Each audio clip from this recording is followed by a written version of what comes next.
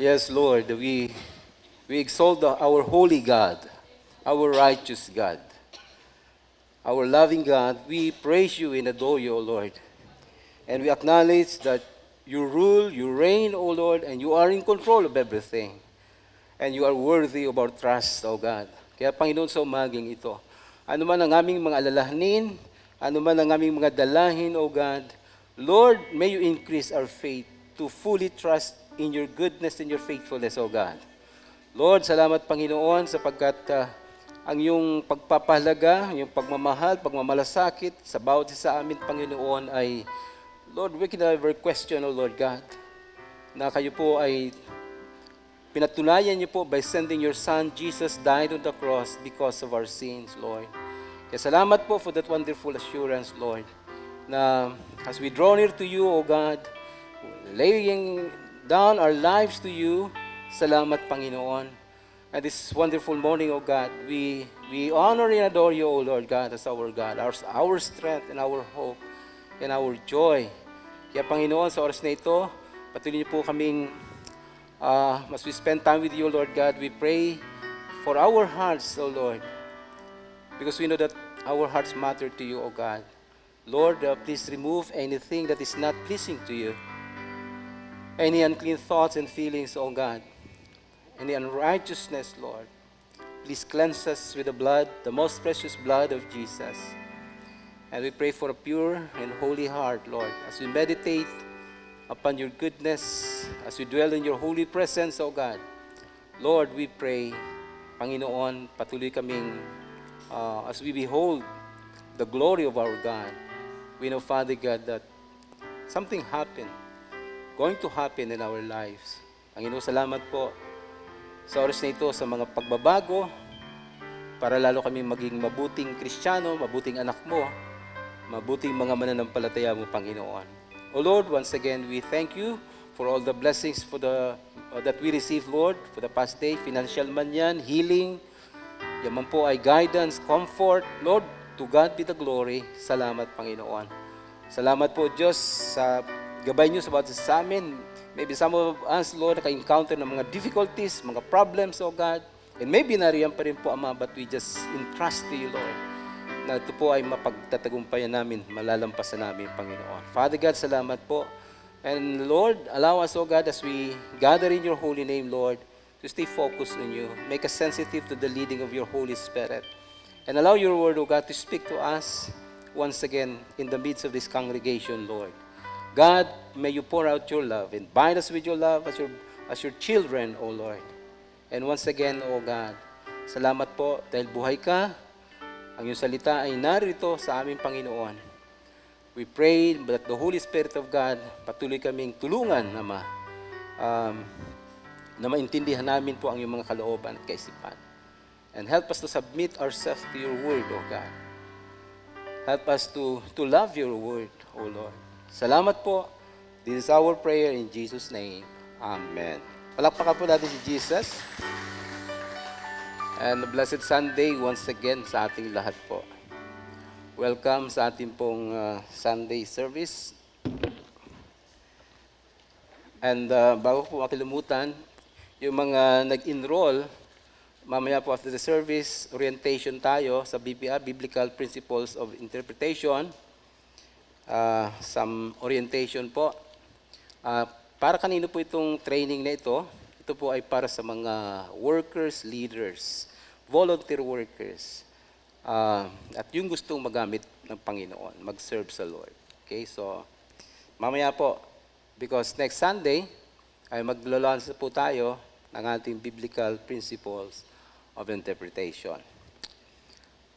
Praise God, at sa mainit-init pong panahon, ngayon ay sana po ang puso natin ay patuloy pong mainit sa Diyos. Amen. So please open your Bible in the Gospel of Mark chapter 7. Mark chapter 7, verses 1 to 15. Ang sabi po dito, the Pharisees and some of the teachers of the law who had come from Jerusalem gathered around Jesus and saw some of his disciples eating food with hands that were defiled, that is unwashed. Ito pong explanation. The Pharisees and all the Jews do not eat unless they give their hands a ceremonial washing, holding to the tradition of the elders. When they come from the marketplace, they do not eat unless they wash. And they observe many other traditions, such as washing of cups, pitchers, and kettles. So the Pharisees and teachers of the law asked Jesus, "Why don't your disciples live according to the tradition of the elders, instead of eating their food with defiled hands?" He replied, "Isaiah was right when he prophesied about you, hypocrites. As it is written, these people honor me with their lips, but their hearts are far from me. They worship me in vain. Their teachings are merely human rules. You have let go of the command of God and are holding on to tradition." And he continued, "You have found a way of setting aside the commands of God in order to observe your own traditions. For Moses said, 'Honor your father and your mother.'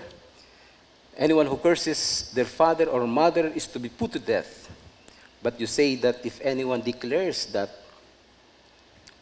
what might have been used to help their father or mother is korban, that is devoted to God, then you no longer let them do anything for their father or mother. Thus you nullify the word of God by your tradition that you have handed down, and you do many things like that." Again, Jesus called the crowd to him and said, "Listen to me, everyone, and understand this. Nothing outside a person can defile them by going into them. Rather, it is what comes out of a person that defiles them." So, obviously po, ang makikita natin dito, na nagkakaroon ng, ika nga po, palitan ba, between tradition and the Word of God, di ba? Si Jesus at saka yung mga Pharisees. So ang ating pong tingnan natin dito sa verse 8 and 9, dito natin kukunin yung ating pong usapan ngayong umaga. You have let go of the commands of God, no? And holding on to human traditions. And he continued, "You have a fine way of setting aside the commands of God in order to observe your tradition." So, yung tradition versus the Word of God or the commands of God. So, the title of this message ay Truth Matters to God. So, yung context nito, sapagkat nakita natin in verses 1, na yung mga teachers of the law, yung mga Pharisees, ay pumunta sa Jerusalem at they observed Jesus.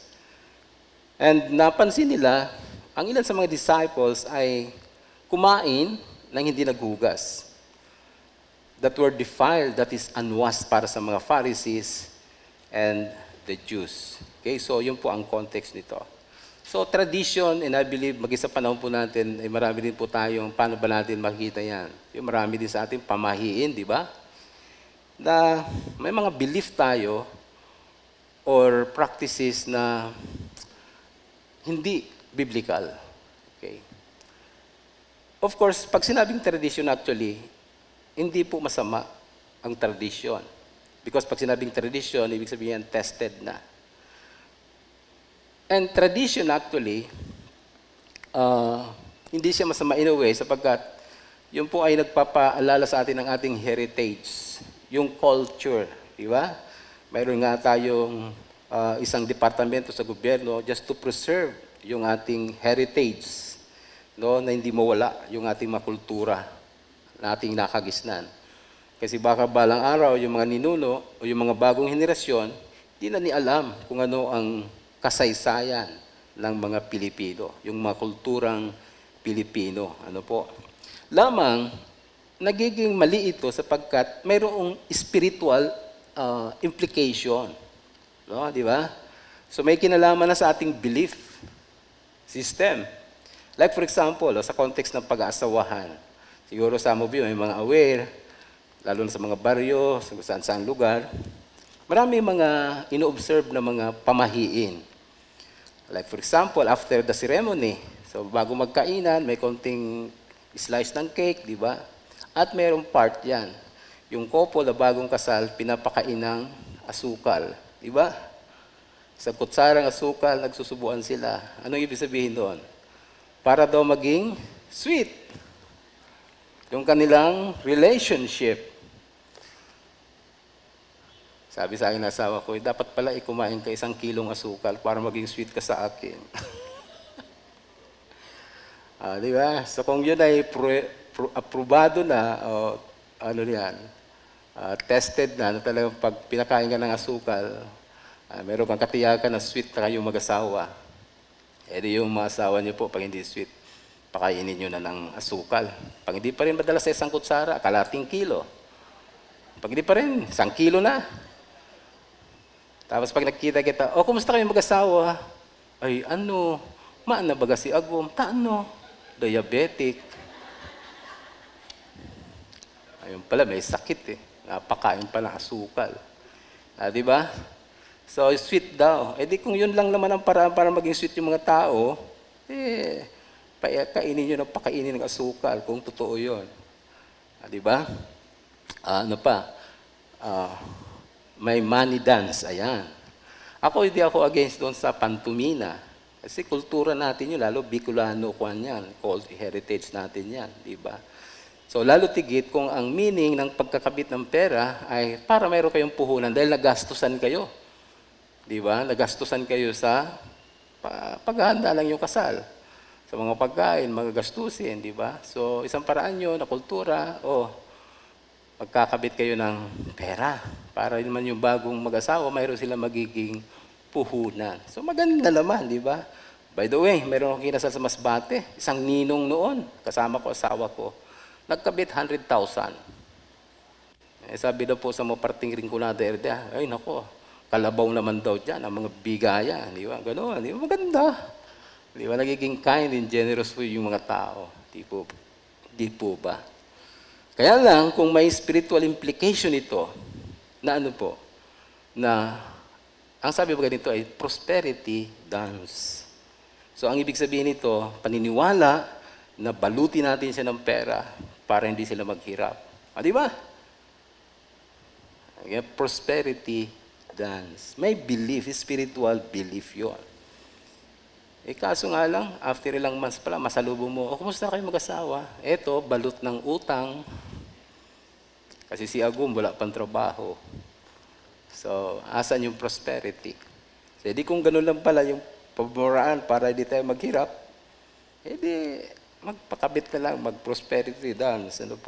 Pero alam naman natin, the Bible, yung binibless ng Lord, yung mga obedient sa Kanya. Yun ang sikreto ng Kristiyano. Wala sa agimat, wala sa scapular, wala sa kung anong mga ritual, kundi pagsunod sa Diyos. Yun po ang mababasa natin in the Bible. Diba? O ang iba naman, yung magkapatid, di po ba? Sukob. Ano yung ibig sabihin ng sukob? Yung mga anak nyo, magpakasal ngayong taon, tapos yung taon naman, ang tawag niyan ay sukob.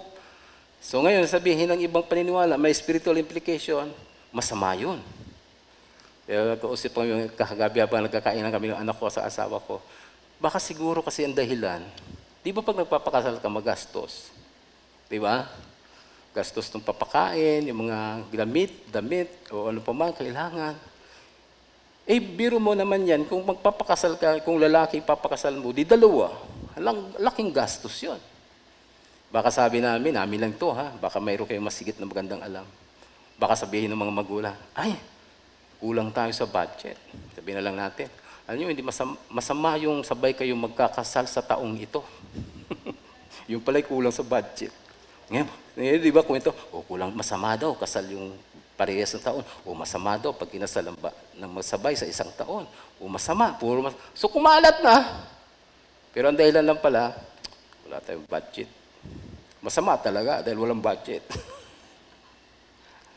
By the way, may pastor tayo ng Alabang, pastor nurse, kung kilala nyo. May anak yun, 2 sa isang taong kinasal. Babae yung anak niya. So you see, mga kapatid, yung tradition. Thousands of tradition. Mga Chinese belief, mas grabe po yan. Di ba? So hindi ko na isa-isahin yun. Bahala na kayo. But ang question lamang po, yan ba'y biblical? Kaya sabi ni Jesus, ang galing-galing yung isang tabi, ang kautusan ng Diyos, para lang yung ginawang man-made tradition, yun ang umiiral. Kaya ang tanong, biblical ba yung ating mga practices na yan? Di po ba? So, balikan natin, isang insidente na ito po ay tradisyon ng mga Hudyo. Na napansin po ng mga Diyos, nang pumunta ng Jerusalem, kumain yung mga disciple, hindi naghugas. No? Kasi, pinaliwanag na dito sa verse 3, na yung mga Jews, hindi basta sila kakain, unless nagkaroon sila ng paghugas ng kamay, pero ito po, may spiritual implication. No? Ceremonial washing. At sabi dito, holding to the tradition of the elders. Ibig sabihin yung mga religious leaders ng Jews nila, sila yung naglagay na mga tradisyon na yon. Man-made tradition, man-made religion. Okay, so, ngayon, ang sabi dito, bakit sila dapat maghugas, yung mga Jews, tradisyon nila? Kasi for example, sabi diyan, kung galing sila sa marketplace o sa palengke, baka nasagi nila yung Gentile. Kasi yung Gentile, unclean sa kanila yon. O baka naman nasa marketplace, nasagi ako sa crowd, nakasagi ako. O baka pagbayad ko ng pera, nahawakan ko yung kamay ng hintil, o spiritually marumi ako. Wala namang masama sa hygiene, di ba? Kailangan maghugas. Di ba tayo nga ngayon, lalo may pandemic, hugas, iwas. Di ba? Pero po mga kapatid, doon sa panahong ito, ang kanilang paniniwala, spiritually, narumihan ka. Kasi yung mga taong hintil, pati na yung mga Hudyo na hindi buong sumusunod sa kautusan ng Diyos, kasama din sila doon. Pag lumapit ka dyan, madikit ka dyan, madidefile ka. So, tradition nila yon, no? Yun ang mas mahirap. Naging judgmental pa sila, feeling nila sila yung malinis, sila marumi, yan. Kaya po, mapapansin natin dito, imagine that, such the washing of cups, pitchers, kettles, no? And kinwestiyon si Jesus ngayon. Kasi samahan niya yung mga disciples. So the Pharisees and teachers of the law asked Jesus, why don't your disciples live according to the tradition of the elders instead of eating food with the defiled hands? Bakit? Bakit hindi sila sumunod? Bakit hindi na pinamuhay yun? Ano sabi ni Jesus? Kinote niyo yung Isaiah 23. Sabi dito, Isaiah was right when he prophesied about you hypocrites. Sabi niya dito, as it is written, these people honor me with their lips, but their hearts are far from me. Nakita ni Jesus, mga hipokrito kayo. They worship me in vain. Their teachings are merely human tradition, human rules, man-made tradition. Kayo ang may gawa-gawa, hindi yan galing sa Diyos. You see? Kaya sabi dito, mga hipokrito kayo. Kasi yung kanilang pagpapakalinis, panlabas. Paglilinis ng mga kamay, paglilinis ng plato, o kaya inuman, baso. Pag naugasan nila yun, feeling nila ngayon, tanggal na yung mga virus. Tanggal na yung dumi sa amin. But sabi ni Jesus, panlabas ang pinapakita niyo, di ba? Tendency pag mga hypocrite, magaling yan magpa-pogi points, parang gano'n, di ba? So sabi ni Lord, straight from the heart yon. These people, imagine, hindi na sinabing, my people. Napansin niyo ba? Hindi niya sinabing, my people, honor me with their lips. No. These people, mga taong ito, hindi niya pinipersonalize yung mga taong hypocrite.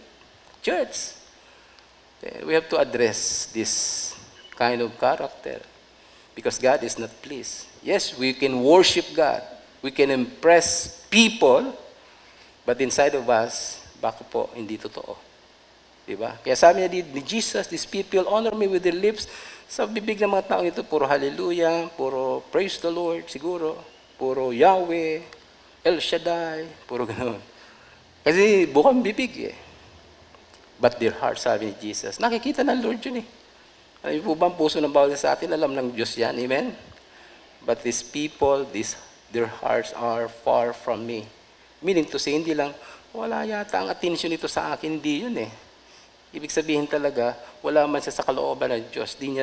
He did not live out sa word ng Panginoon. I did not live out the word of the Lord. Kaya, mapapansin natin dito, ano po, they worship me in vain, walang saysay, their teachings are merely human rules. Now, tingnan po natin mga kapatid, no? So, para sa mga Pharisees, teachers of the law, ang holiness sa kanya, ang pagiging righteous ay panlabas. But kay Jesus, pag sinundan natin yung usapan, more on, ina-address niya yung puso ng tao. Yeah? So, unang-una, truth matters to God. Ano po yung katotohanan nyo? Kasi nakikita na natin ng Lord, talagang kinamumuhian niya, kinasusuklaman niya ang hypocrisy. Meaning to say, hindi totoo.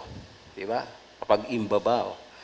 Kaya makikita natin dito sa verses 5 to 6, so the Pharisees and teachers of the law, ano nasabi po dito? Isaiah was right, di ba? Sinabi ng Panginoon, hypocrites kayo. No? They worship me in vain. Their teachings are but rules taught by men. In verse 14 and 15, ito po ang sabi ni Jesus. And Jesus called out the crowd and said, listen to me, everyone. So in-address niya yung crowd. And understand this. Take note of this. Itong parable ni Jesus, konting parabola. Nothing outside the person can defile them by going into them. Rather, it is what comes out of a person that defiles them. So, yun na yun. No? Ito yung kino-cover up lang parate. Ito yung mga napapaano siguro. No? Akala ay okay. No? And he went on, sabi niya dito, kasi nagtanong mga disciple, ano ibig sabihin yun, Lord? Nung sila na lang, in-explain niya. Hanggang ngayon ba naman, di nyo maintindihan? Sabi ni Jesus, disciple na niya, kausap naman. Kanina crowd. So dito ba, disciple? He went on, what comes out of a person is what defiles them. Yun ang nagpaparumi. Kasi sinasabi ng mga Pharisee, natumihan kayo, galing kayo marketplace, nakasagi kayo ng mga hintil. Marurumi yun, mga makasalanan yun. Kaya dapat lang maghugas kayo. External holiness, panlabas. Pero sabi ni Jesus, tunay na nagpaparumi sa tao, eto. What comes out of a person is what defiles them. Take note of this, kung ano po ang nagpaparumi sa tao. Ano bang meron sa puso? For it is from within, out of a person's heart, that evil thoughts come. Sexual immorality, theft, murder, adultery, greed, malice and deceit, lewdness, envy, slander, arrogance, and folly. So true holiness is a heart rooted in God's Word, actually. Kaso, yung taong makasalanan, ang laman ng puso, ito po. Di ba? Ito yung nagpaparumi sa tao. Di ba sexual immorality? Nangyayari po ba yan sa panahon natin? Di ba? Minsan, di naman nagkulang. Maraming relihiyon tayo, pero what kind of lifestyles mayroon po tayong mga Pilipino? Theft, murder, adultery, di ba? Sa nga nakita, napaka-religyoso pa naman sana niya. Dala-dalawang simbahan pinupuntahan niya. Kaya lang, yung isang simbahang pinupuntahan, iba yung kasama. So panghapong pinupuntahan, iba naman yung kasama. Pero faithful siya sa kanyang relihiyon.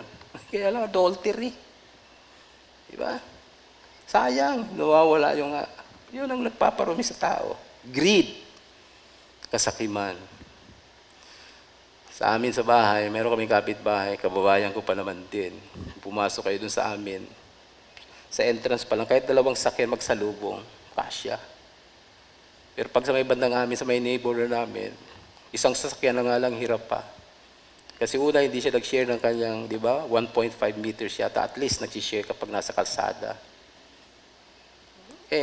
Kinain pa halos yung kalsada. They did not even consider yung iba na napipirwisyo. Because of greed. Di ba? Ang sayang.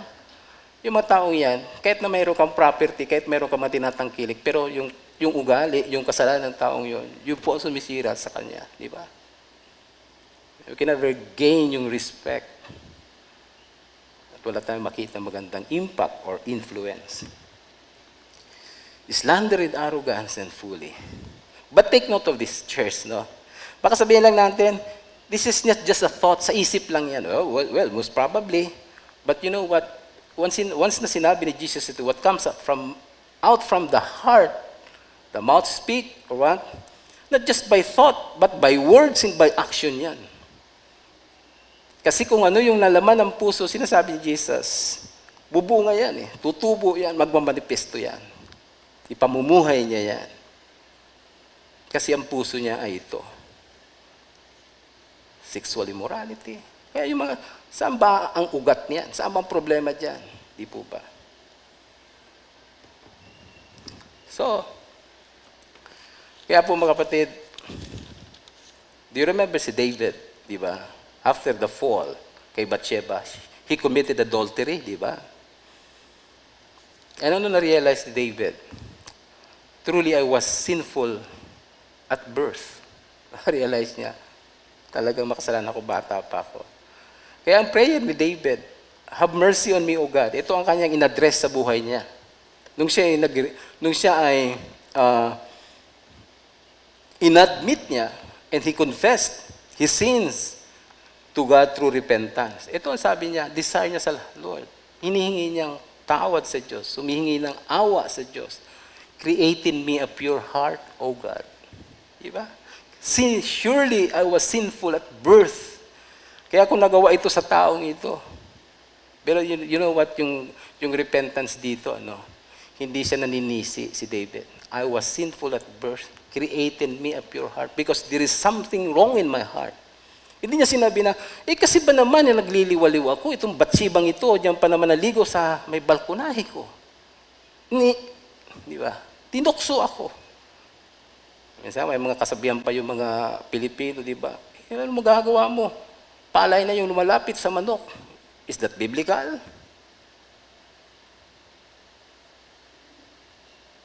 Is it biblical? Di ba? So, ang point ko lang dito, true repentance, yung admittance. Walang tinuro, walang sinisi. Ako yun. Because I was sinful at birth. Have mercy on me, O God. So yun ang hiningi niya sa Diyos. Yung puso niya hindi tama.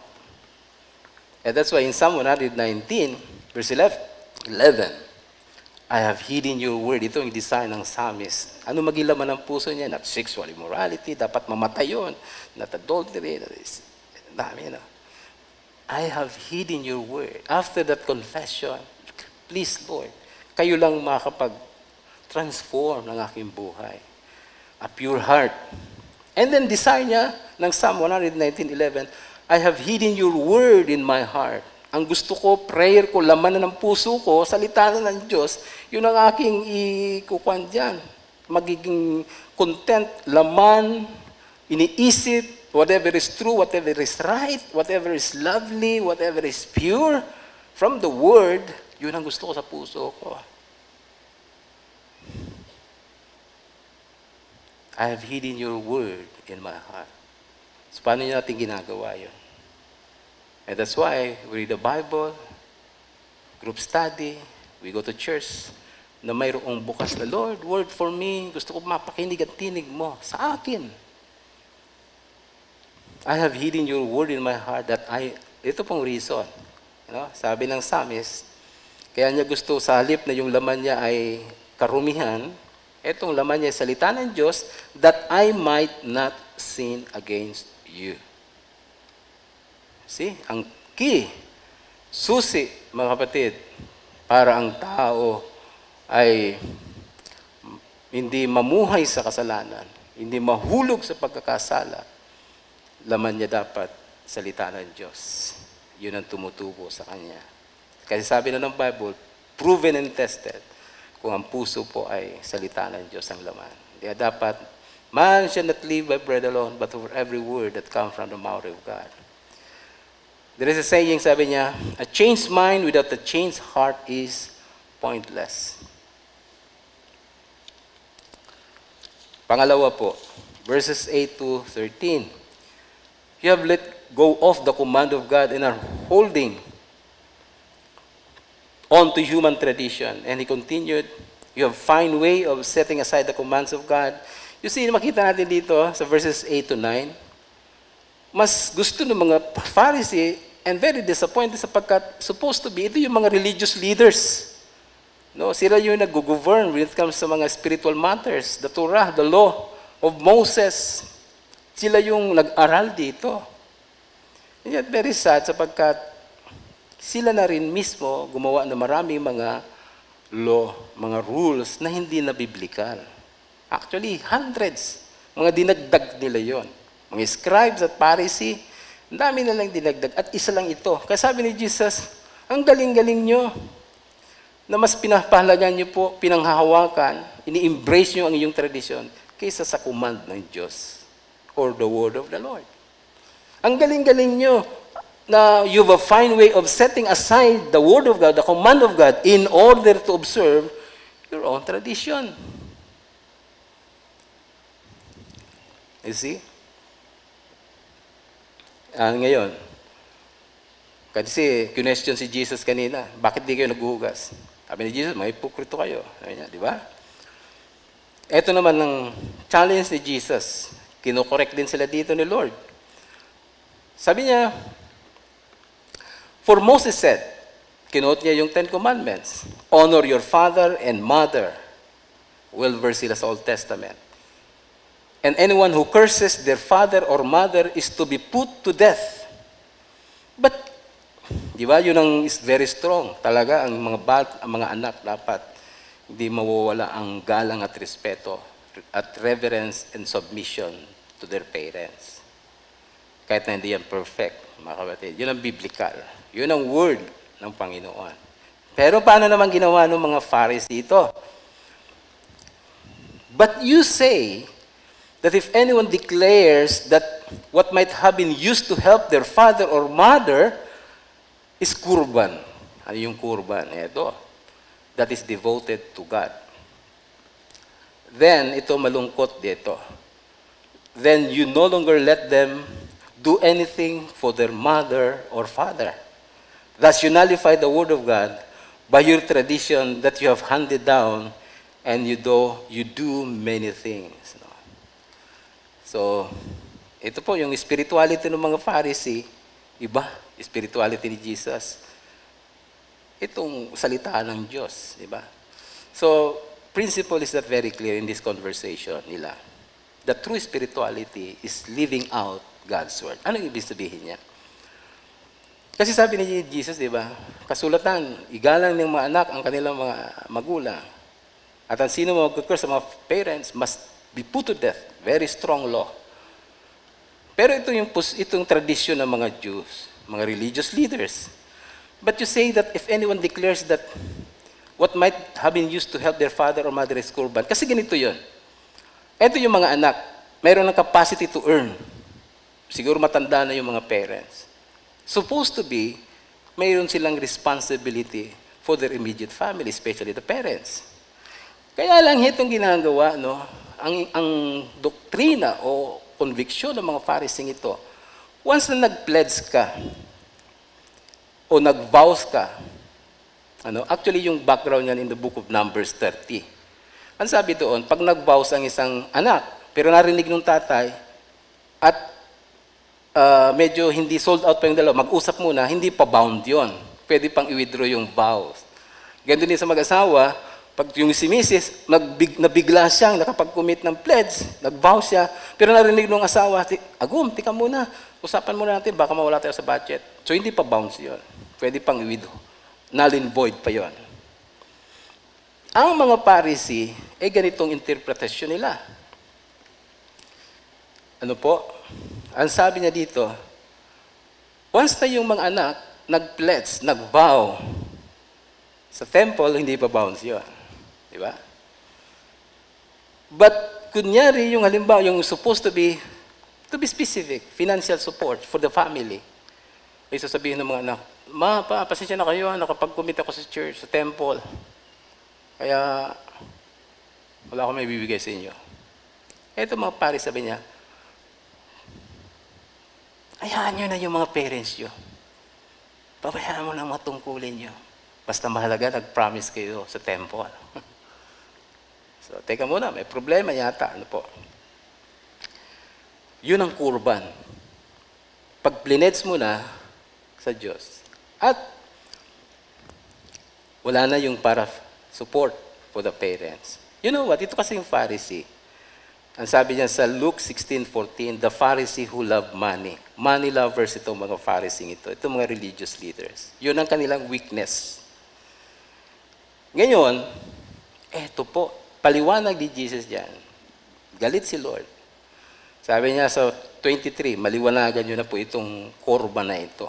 Woe to you blind guides, referring to the Pharisees, scribes. You say if anyone swears by the temple, it means nothing. Wala pa yon. Wala, di ka pa bound. But anyone who swears by the gold or the temple is bound by the oath. Ito po. Dahil mabibilis yung mga Pharisee. Pag nasabi ka ng, eto magbibigay ako ng ginto, magbibigay ako ng, may figure akong bibigay. Oops! Ano na yan? Bound ka na. Hindi ka na pwedeng umatras dyan. Because the Pharisees, they are lovers of money.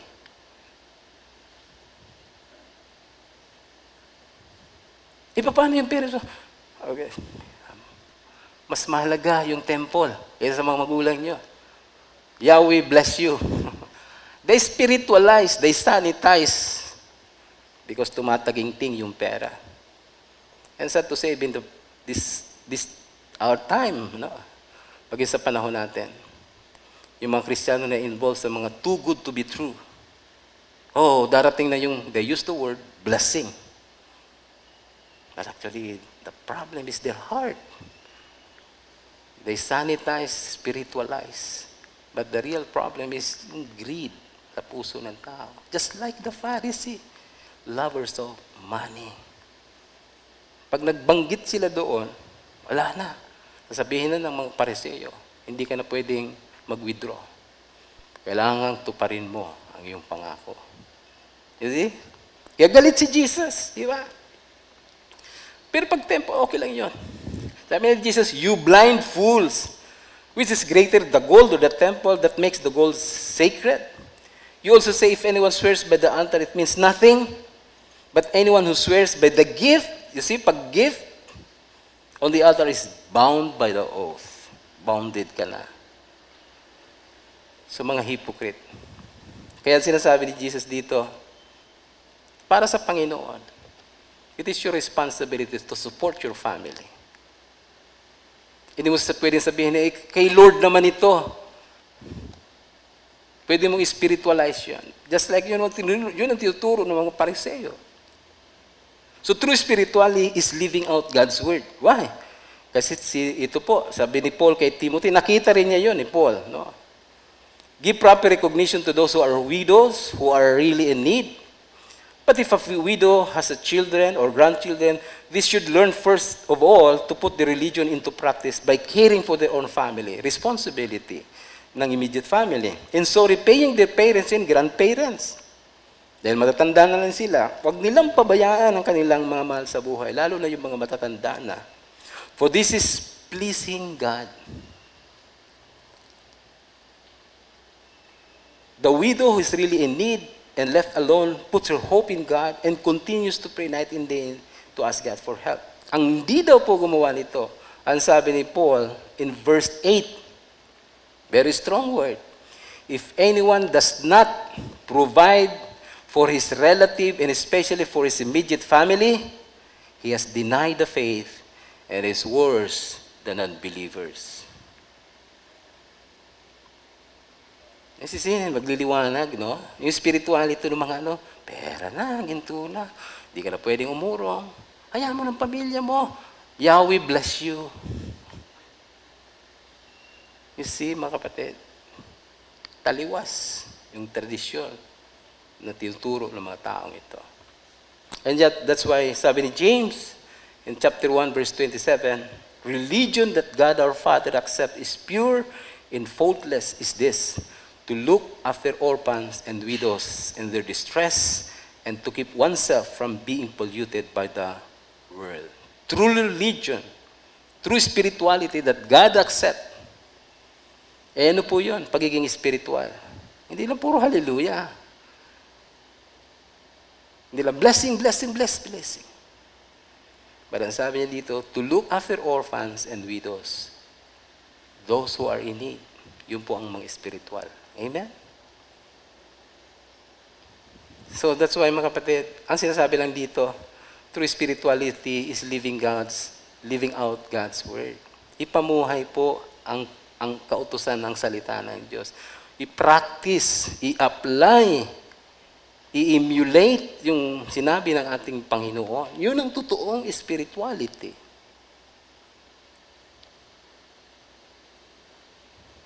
Diba? Kaya yung context ni James, what good is it, my brothers?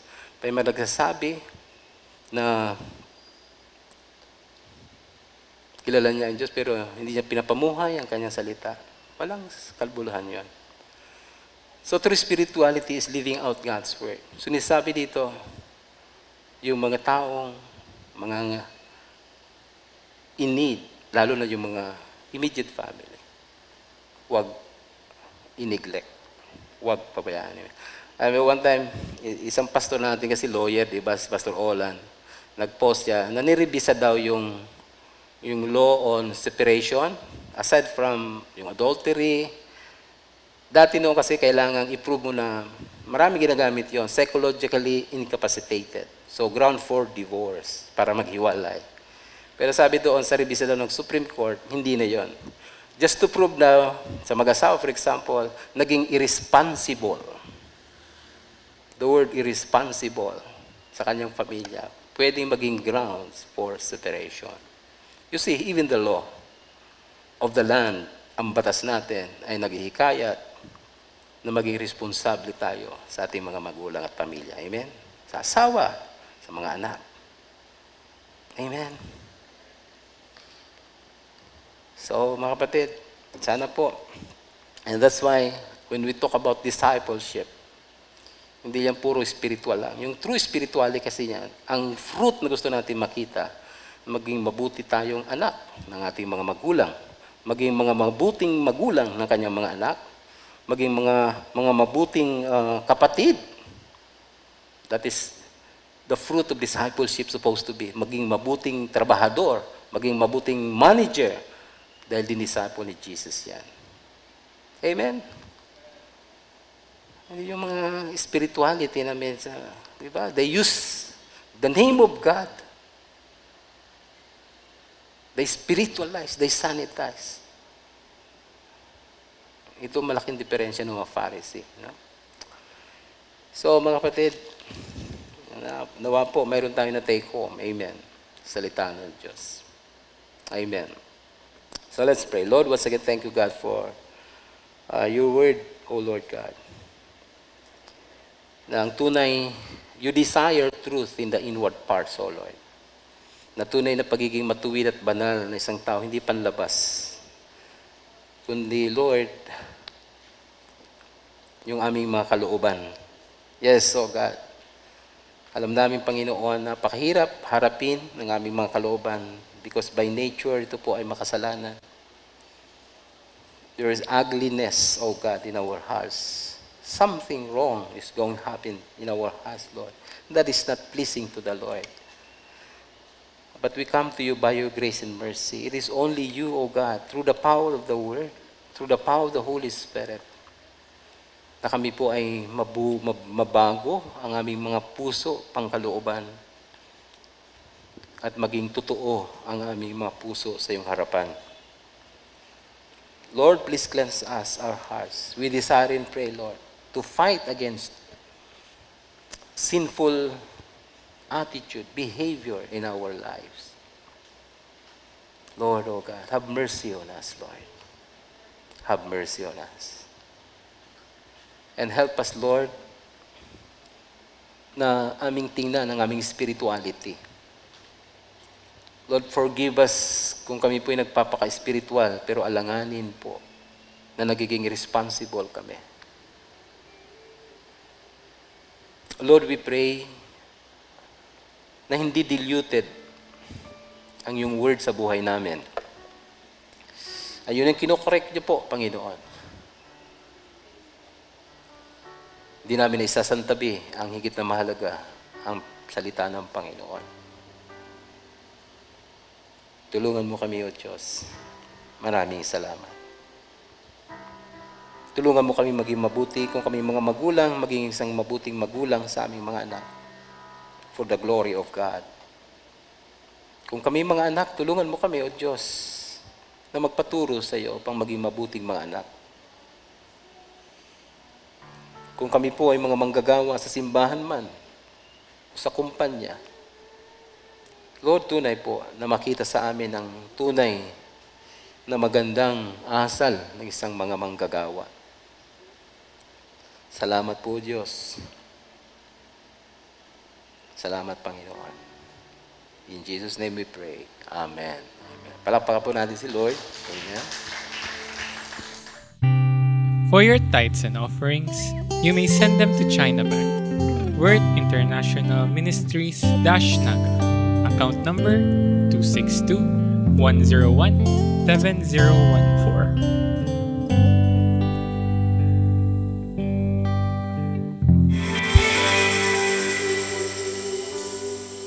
Praise the Lord. Hallelujah. So sa ating pong pagtatapos, sa ating pong gawain sa umagang ito, let's bow our heads and let us pray. Hallelujah. Heavenly Father, once again, Lord, we thank you and we glorify you for this morning fellowship with your brethren, with your people, and with the Holy Spirit. Thank you for the fellowship. And thank you, O God, for allowing us to connect with your word, O Lord. And whatever words that comes from you na matitake home namin, our desire and pray that the word of the Lord will not return void. Salamat, Panginoon, and bless us as we part our ways. This is our prayer in the name of the Father, and of the Son, and of the Holy Ghost. Let the Church of God say, Amen.